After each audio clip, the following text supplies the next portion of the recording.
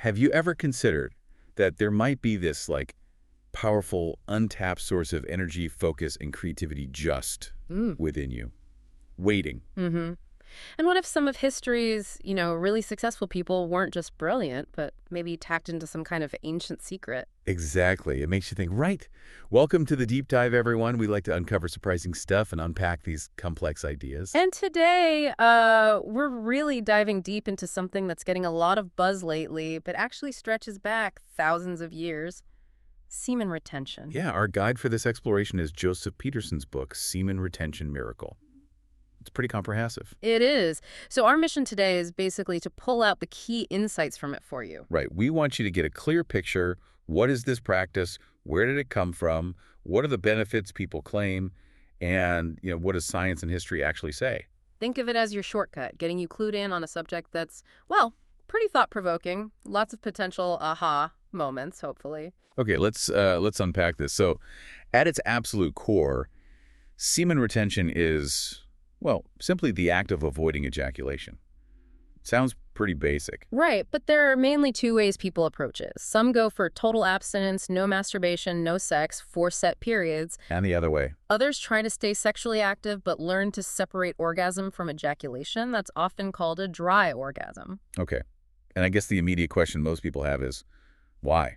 Why do this? Exactly. And it's interesting because the motivation usually isn't about denying yourself pleasure. It's more about deliberately redirecting what's seen as really potent energy. Redirecting it. How? The idea is that the energy usually, expended during ejaculation can be channeled elsewhere. Boost performance, well-being, that kind of thing. And people claim some pretty big benefits Oh, for it. yeah. Increased productivity, more motivation, better focus, more self-confidence, loads more energy, even things like better sleep or a deeper voice. It's quite a list. And like you said, this isn't some new fad. These ideas are ancient. Where do we start? Traditional Chinese medicine. Yeah, TCM is a great starting point. They talk about three vital forces: Jing, Qi, and Shen. Jing is really key here. It's seen as your life essence, your core vitality. And it's concentrated in semen. Very much so, according to TCM. It nourishes and fuels the body. So losing semen is seen as, well, depleting that fundamental life force, like losing your mojo, basically. But what about sex itself? Doesn't that have benefits? It does. Sexual union can help transform Jing into Qi, which is your circulating life energy replenishing you. But ejaculation itself is still seen as a net loss of that core Jing. So retention allows for the intimacy benefits while keeping the Jing. That's the idea. You get the energetic and spiritual connection, but you hold on to and redirect that vital essence for growth and longevity. Interesting. And this isn't just in China, right? Ancient Hindu texts say similar things. Absolutely. Ayurveda and Yoga Shastra, they also hold semen in really high regard. They describe it as this precious fluid derived from blood spread throughout the whole body. I think I read a quote somewhere. Probably from the Yoga Shastra, maybe the 12th century one. It's powerful stuff. Falling of semen brings death. Preservation of semen gives life. It calls semen the real vitality, a hidden treasure. Wow. Brings death is strong. It underscores the value placed on it. It even says it imparts Brahma Tejas, this divine radiance, to the face and strengthens the intellect. And this ties into Kundalini too, doesn't it? Yes, very much so. Kundalini Shakti, this creative sexual energy believed to sit at the base of the spine. Awakening and retaining this energy, letting it rise up, that's seen as crucial for physical, mental, and spiritual power. Semen is considered a primary component of that energy. Okay, so we have China, India. What about Western traditions? Alchemy comes up sometimes. Right, alchemy, rooted in Greek and Egyptian philosophy, Hellenistic period stuff. Think Hermes Trismegistus, the Emerald Tablet. Lead into gold. That's the famous metaphor, yeah. Transmutation, changing one thing into another. It could be literal or metaphorical, like transforming anger into, say, passionate creativity. So how does semen fit in? Well, thinkers like Pythagoras, Aristotle, Plato, they apparently viewed semen as this vital fluid, almost like brain tissue, something you could conserve for intellectual work. Like brain food? Sort of. They linked it to phosphorus, which is abundant in both semen and the brain. Phosphorus was seen as the light bringer, fueling the nervous system, sparking creative thought. So conserving semen meant conserving this mental fuel. That's fascinating. And you see similar threads in Taoism and Hindu Tantra, this idea of redirecting the powerful sex drive, the lead, into higher pursuits, the gold career, self-growth, health. It's incredible how widespread these ideas were. So who actually did this? We're not just talking ancient mystics, are we? Not at all. And this is where it gets really interesting for people today, I think. You look at someone like Napoleon Hill. Think and Grow Rich. Exactly. He wrote extensively about sexual desire being this incredibly powerful motivator. He argued that if you could redirect that energy, it could fuel imagination, willpower, creativity, basically drive massive success. Okay, so success guru. What about other fields? Athlete. Definitely. Muhammad Ali, Mike Tyson, the boxer David Haye, they all talked about abstaining before big fights to build up that explosive energy. Yeah. Pent up energy for the ring. Yeah. Even figures like the samurai Saito Takamori or Manny Pacquiao, it suggests a real belief in harnessing that primal power for peak physical performance. And beyond sports, innovators, scientists. Oh, absolutely. Nikola Tesla is a famous example celibate his entire life. Apparently, he saw relationships as a drain, calling women thieves of energy that took away from his spiritual and inventive power. Wow. Intense. What about Steve Jobs? I heard something. Yeah, reports suggest Jobs used principles of tantric sex to conserve seminal energy specifically for his work, only ejaculating, supposedly, when wanting children. And others. Well, Newton, Da Vinci. Sir Isaac Newton, Leonardo da Vinci, both known for lifelong celibacy.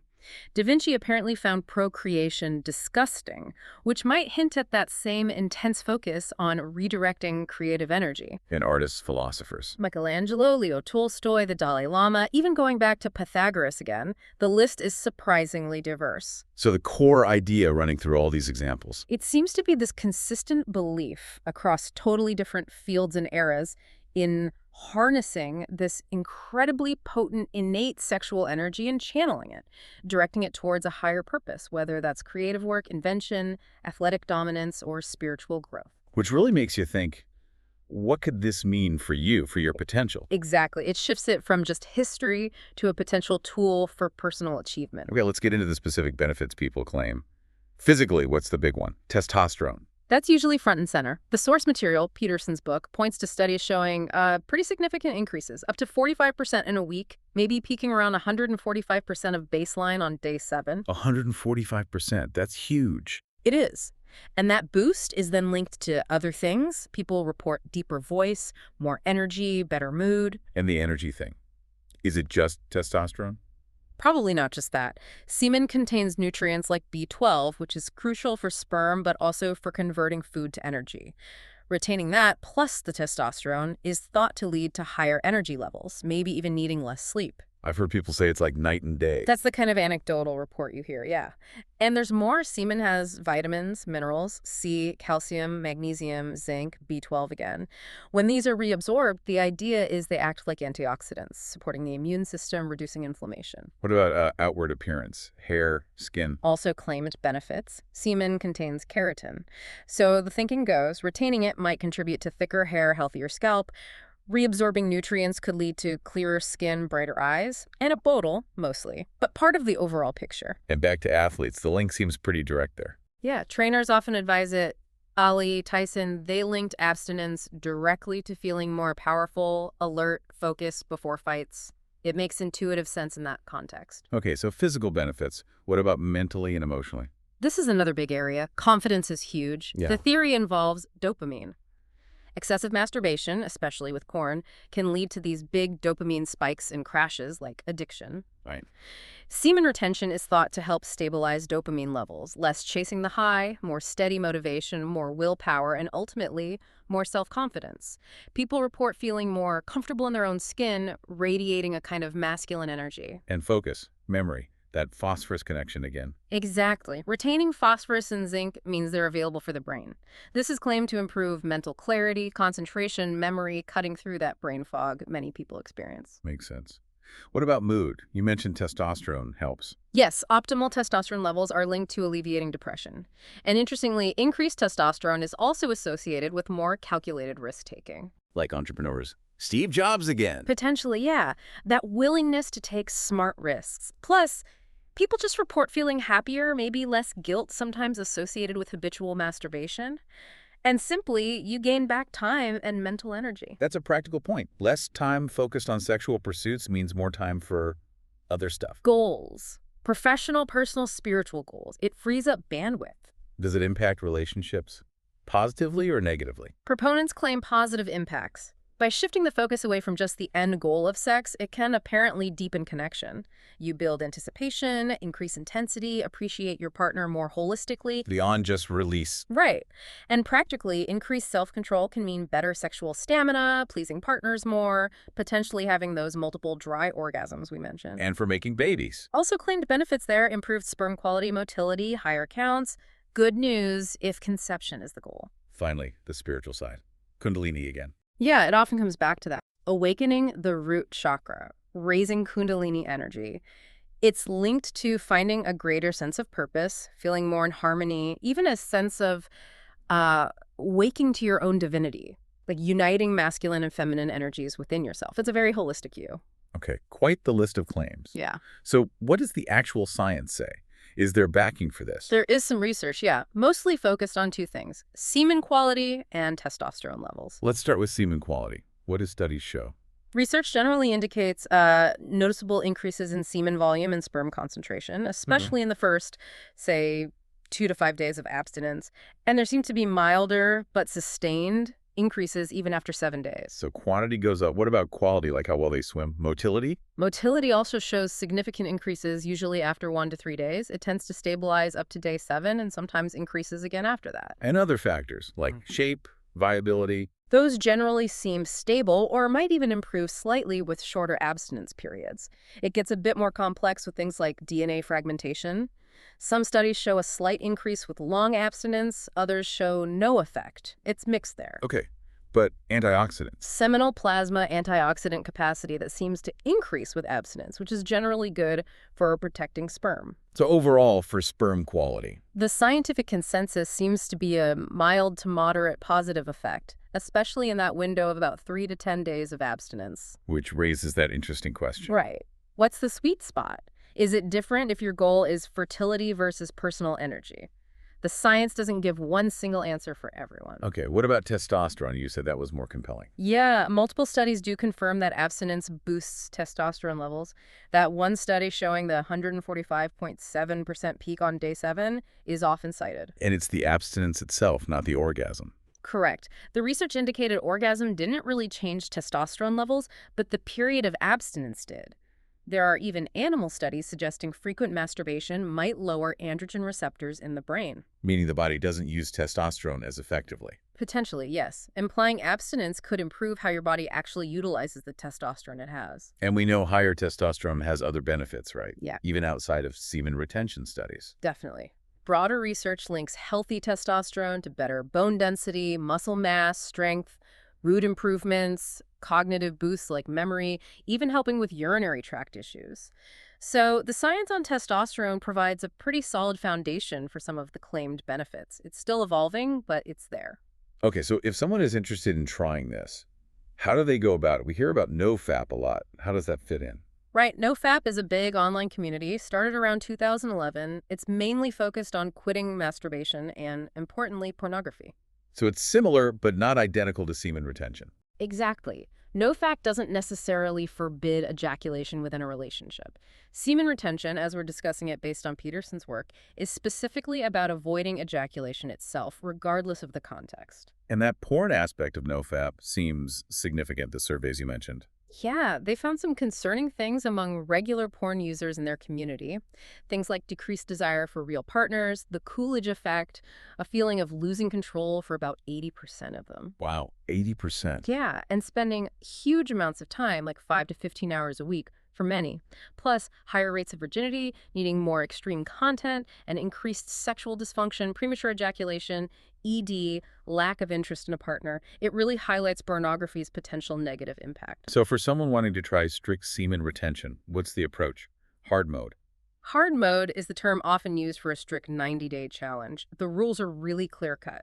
No porn, no erotic images, no masturbation, no orgasm, no sex, not even intentionally lusting. It's intense. 90 days is a long time. How do they break it down? Usually into 3 phases. Phase 1, the first 30 days, is critical for breaking habits, practical stuff. Use blocking software, clear out tempting material, change your daily routines, journal your goals, exercise regularly, really resetting the patterns. Makes sense. Phase 2. Days 30 to 60. The focus shifts to life purpose. Define clear goals, career, passions, whatever drives you. Make a detailed plan with steps and deadlines. Hold yourself accountable, like daily or weekly check-ins.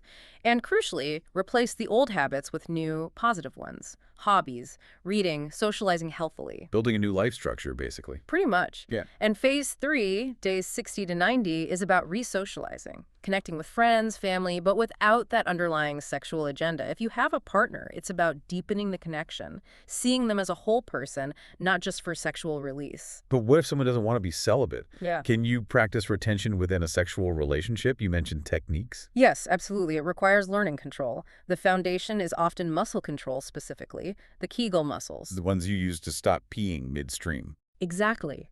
Practicing contracting those muscles builds strength. Then, during sex, as orgasm gets close, the technique involves relaxing other muscles, jaw, legs, butt breathing deeply, maybe holding still, and then consciously squeezing those Kegel muscles. This can lead to the sensation of orgasm without ejaculation, the dry orgasm. Right. That takes practice, I imagine. Yeah. What about tantric sex? That comes up too.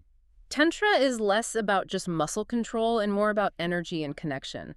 The goal is to weave energy between partners, creating this deep, meditative, intimate bond, mind, body, soul. How does that work practically? It involves preparation mindset work like meditation, journaling, creating a really sensual environment. Then the experience itself is slow, deliberate, lots of foreplay like eye gazing, massage, focus kissing, building energy slowly, maybe cycling through near orgasm and pulling back, letting the energy circulate. It allows for multiple dry orgasms. And caressa, is that similar? Carezza, meaning caress, is related but distinct. It focuses purely on intimacy and affection, touching, stroking, gazing, often without the goal of orgasm or ejaculation at all. It can involve penetration, but doesn't have to. It's much less physiological, more spiritual and connection-focused. So less about energy cycles, more about just being present. Exactly. Slow, deliberate movement, or even stillness, allowing erections to come and go naturally. It's about fostering safety, deep bonding, kind of recreating that intense honeymoon feeling through pure affection and presence. Okay. And just generally for managing urges outside of these specific techniques, any tips? Loads of them.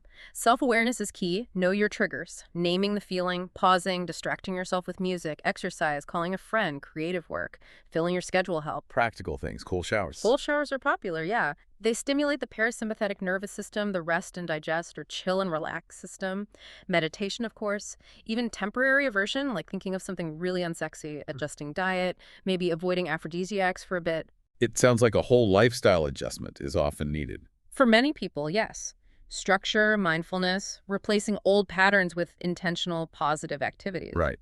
Now, with any practice like this, there are going to be doubts, criticisms. Let's tackle those. What about the prostate cancer claim that frequent ejaculation is protective? Yeah, that comes up a lot. There was one study in 2016 that suggested a link, but it hasn't really been replicated consistently, and crucially, it didn't prove causation, just correlation. Meaning other factors could be involved. Exactly. Other studies have even shown slightly higher risk in younger men who masturbated more frequently. The general consensus now is that things like diet, exercise, overall lifestyle are much bigger players in prostate health. And importantly, the body doesn't just let semen stagnate. A healthy body reabsorbs it, converting nutrients back into energy. So the congestion idea isn't really accurate physiologically. Not according to this perspective, no. Reabsorption is the natural process. Okay. What about the idea that it's some kind of sexual disorder? That's more of a Western medical perspective, historically. Non-ejaculation hasn't been widely studied or understood as a chosen practice in the West, unlike in Eastern traditions where it have millennia of history. So it sometimes gets pathologized. Which can lead to social stigma. Definitely. Judgment, gossip. The source suggests two approaches. Either keep your practice private, sharing only with a partner if needed, or be prepared to educate people about the history and potential benefits, letting your own positive changes be the evidence. And the last one, this idea of building up destructive energy. That seems to be a misunderstanding of the core principle. The whole point, as emphasized in the source material, isn't suppression. It's transmutation and channeling. If the energy is consciously directed into positive, productive outlets, work, creativity, fitness, spiritual practice, then it's not destructive, it's constructive. So basically no major demonstrated downsides if practiced healthfully. According to Peterson's research and the traditions he draws on, no. Especially when combined with intention and a balanced lifestyle. Wow. Okay, so we've really covered a lot of ground here. Ancient wisdom, modern science, practical techniques. It paints semen retention as this really powerful, multi-layered path to self-improvement. It really does. From boosting your physical energy and mental sharpness to potentially deepening relationships and seriously fueling your ambitions, the potential described is, well, pretty immense. It feels like the core message is about gaining control, doesn't it? Deconditioning yourself from just being driven by primal urges. Exactly. And that control, that mastery over your sexual nature is said to translate directly into confidence and freedom in all areas of life, filling that void, some people feel, allowing you to really soar. So here's a final thought to leave everyone with, building on all this. Go for it. Imagine genuinely harnessing that fundamental creative energy, the energy that literally creates life. Yeah. And consciously, deliberately, pointing it towards your biggest goals, your highest aspirations. What could you achieve if you truly mastered that innate power within you? That's a powerful question. It is. So maybe a little challenge for you listening. Consider trying just phase 1 of that 90-day challenge we talked about, just 30 days. See how you feel. Use the techniques, the principles, pay attention. Yeah. After 30 days, just honestly assess your energy, your focus, your motivation, maybe even how others are relating to you. We're betting, based on what we've explored, you might be pretty blown away. Maybe even want to make it a regular part of your life. It's an invitation to potentially open a new door for yourself. Absolutely. Wishing you courage and clarity, whatever path you choose on your life's journey.